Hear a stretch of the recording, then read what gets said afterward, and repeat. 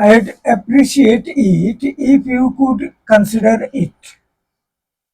আপনি যদি বিষয়টি বিবেচনা করেন তাহলে আমি কৃতজ্ঞ থাকব।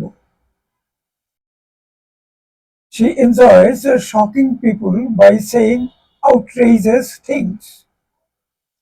উদ্ভট কথাবার্তা বলে মানুষকে শক পাইয়ে দিয়ে এই ভদ্রমহিলা ব্যাপারটি উপভোগ করেন। I hate this song. I will fast forward to the next one.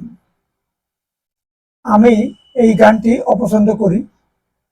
আমি ফাস্ট ফরওয়ার্ড করে পরের গানটি বের করব।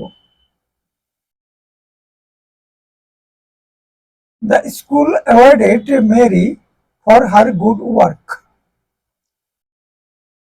মেরির ভালো কাজের জন্য বিদ্যালয় তাকে পুরস্কৃত করেছিল। A follow-up session was held after the initial meeting. শুরুতে অনুষ্ঠিত হওয়া সভার পর একটি ফলো আপ মিটিং অনুষ্ঠিত হয়েছিল। They climbed up the mountain and reached the summit. তারা পর্বতে আরোহণ করলো এবং পর্বতের শৃঙ্গে পৌঁছলো।